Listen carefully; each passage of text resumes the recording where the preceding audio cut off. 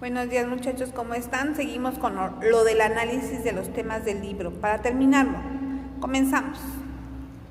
Bueno, vamos a empezar con el tema de las realidades sociales. ¿Cuáles son las realidades sociales?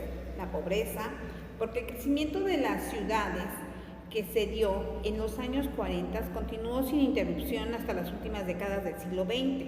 Se expandieron en un número grandísimo de habitantes y fue una expansión o una extensión territorial tremenda.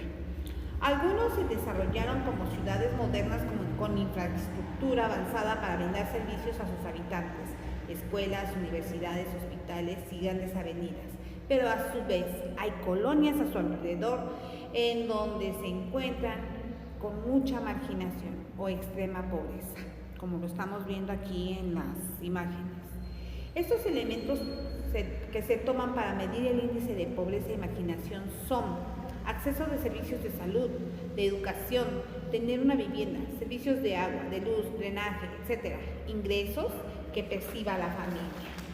¿Okay? Un estudio realizado en el 2010 del Consejo Nacional de Población, CONAPO, señala que 19 millones de mexicanos que viven en zonas urbanas con un nivel muy alto de marginación. La falta de oportunidades para conseguir buenos empleos y deficiencias en el sistema de salud, educación, son las principales causas de las pobrezas, marginación urbana de nuestro país. Los que viven en extrema pobreza es muy difícil de encontrar posibilidades para desarrollarse. En los niños se encuentra mucha deserción escolar. Expansión urbana. En los años de 1980 a 2010, el número de viviendas en México pasó de 12.1 millones a 35.6 millones. Gracias a estos programas sociales, muchos cuentan con un hogar propio, pero que es un beneficio para las familias porque pueden poseer un patrimonio. Las construcciones de viviendas se ha hecho de forma desordenada, pero ha ocasionado grandes problemas. Hay un gran desabastecimiento de servicios, necesidad de traslado y tiempos en los traslados. En el 2009 se produjeron 650 millones de toneladas de gases de efecto invernadero que desechaban 13 millones de litros de agua negras y aire y suelo se ven afectados. ¿Okay? Nos damos cuenta que se necesita tomar conciencia sobre la responsabilidad de cuidar el medio ambiente y tomar medidas. Todo esto de crecimiento de las grandes ciudades genera que a su alrededor se hagan cinturones de miseria. Esta desurbanización y urbanización, ¿por qué? Porque dentro de las ciudades no se puede construir demasiado y en cambio se construye fuera, de una manera totalmente desordenada porque construyen en cerros donde pasan grietas que pueden tirar sus casas. Toda esta situación anteriormente no se veía porque las mismas empresas creaban lugares habitacionales para sus empleados. Esto los beneficiaba porque no hacían grandes recorridos para sus trabajos. Es más, era un lugar donde se asentaban muchos departamentos que les eran rentados y se les daba trabajo y esos departamentos estaban rodeados o tenían los servicios de salud, tenían escuelas, tenían mercados, tenían las avenidas principales para poder trasladarse, que no era mucho el traslado porque el trabajo estaba casi muy cerca. Entonces, al transcurrir del tiempo, cuando la persona dejaba de trabajar, se le recogía la casa y ellos se iban a otro lugar y se volvía a traer una nueva familia del nuevo empleado que pasaba a tomar lugar de la persona que se había ido. Al transcurrir del tiempo, bueno, ya la ciudad no nos permite que nosotros tengamos una propiedad cerca de nuestro trabajo. Entonces esto es lo que hace que nosotros nos tengamos que trasladar a lugares muy alejados. Es una pérdida de tiempo. Muchas veces hacemos hasta 3 horas de traslado y eso es lo que nos hace perder mucho tiempo, vida, nos genera cansancio, llegamos cansados a los trabajos, llegamos cansados a la casa, y entonces genera muy poco rendimiento de nosotros como seres humanos. Ahora, la creación de las viviendas ha sido de forma desordenada, puesto que han hecho demasiadas viviendas en pequeños territorios o en pequeños poblados, y aparte las hacen en cerros, en cañadas, en lugares donde no se debe de edificar porque pueden tener algún problema el suelo. Por ejemplo, aquí en la colonia Benito Juárez, hace como unos 6-7 años, se generó una pequeña explosión porque el lugar donde se asentaron estas casas era una especie de basureros en donde se tiraba todo lo que quedaba de la Ciudad de México, que la tenemos aquí al lado después de la avenida Texcoco, y se llenaba todo eso de basura, porque casi por lo regular en la Ciudad de México no hay lugares en donde se pueda tirar estos desechos. Entonces recurrimos a todo nuestro alrededor, que es el Estado de México. Ahí se hacían los desechos, se echaba una plancha de basura, se echaba una plancha de tierra, se echaba una plancha de basura, se echaba una plancha de tierra. Y nosotros sabemos que, por ejemplo, alimentos, animales muertos, alimentos descompuestos, animales muertos y todo esto va generando una serie de gases. Esta serie de gases se hizo acumulativa a través de los años y con las construcciones fueron quedando atrapados. Después de un tiempo, ellos buscaron la salida y lo que sucedió fue que hicieron una gran explosión que hicieran que muchas casas se cayeran, muchas casas se fracturaran dentro de sus construcciones.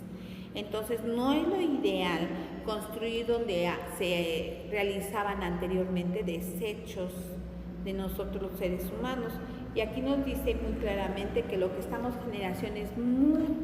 generando mucha contaminación, tanto en el aire como en el suelo, como en los lugares de donde antes, por ejemplo, había sembradíos. Entonces, lo que genera esto también es que mucha gente se desemplee, que no tengan trabajo y estén buscando trabajo. Hay mucha gente desempleada y ahorita en esos tiempos que está ocasionándonos la pandemia, bueno, se está dando el desempleo tremendamente. Tenemos a mucha gente pobre que si apenas si tenía recursos para poder pagar su casa de Infonavit o recursos para pagar una renta, bueno, se está quedando sin recursos, ¿no? Entonces, vamos a ver el desempleo que se da desde el proceso de industrialización que lleva a México a dejar de ser rural para convertirse en urbano y genera empleos y eso se vuelve en una atracción porque producen bienes y servicios y son empleos muy bien remunerados, que es la base del desarrollo de un hogar. Desde 1980 el problema más grande que se ha generado es el desempleo, lo cual genera pobreza, marginación, y el desempleo se mide de acuerdo con la población económicamente activa. Y todo lo que genera es que entre más desempleados tengamos, vamos a tener más gente que se dedique a vender en las calles.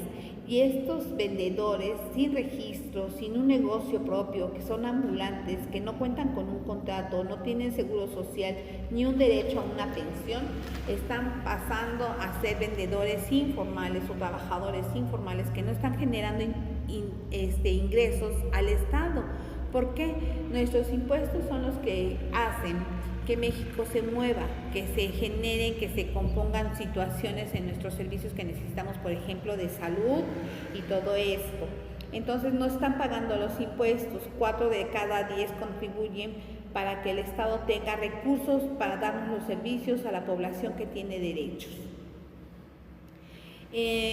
Aquí les muestro unas imágenes desde lo que es la urbanización, la pobreza primero, la urbanización y posteriormente el desempleo, donde nos damos cuenta de que cómo causan impacto en las grandes ciudades todos estos tipos de problemas sociales y cómo el ambulantaje también causa un gran problema al no producir impuestos para nuestra nación. ¿Por qué? Porque no vamos a tener con qué dar servicios a los que realmente están pagando impuestos. Luego muchos nos quejamos porque no tenemos seguro social o porque no nos dan el servicio requerido, pero también estamos generando mucho desempleo y aparte de mucho desempleo, pues toda esta gente, los recursos que va ganando de la venta de dulces, de la venta de pantuflas, cubrebocas o lo que tengan a la mano, pues va a ser para que sea consumo propio y de su familia y por eso ellos no pagan impuestos y por eso también se ve devastada nuestra economía. Espero les haya gustado mucho este tema Yo siempre trato de darles imágenes que los lleven a razonar. Los invito a que ustedes se pongan a investigar un poquitito más, que los lleven a que les interese lo que es nuestro México, cómo se fue cambiando durante todo este tiempo, desde una cultura hasta lo que somos ahora, una gran ciudad. Bueno, me despido mucho de ustedes, cuídense mucho. Espero logren sus metas. A Águilas y a los que son de allá de Villada los veo el martes. Nos vemos. Hasta pronto. Bye.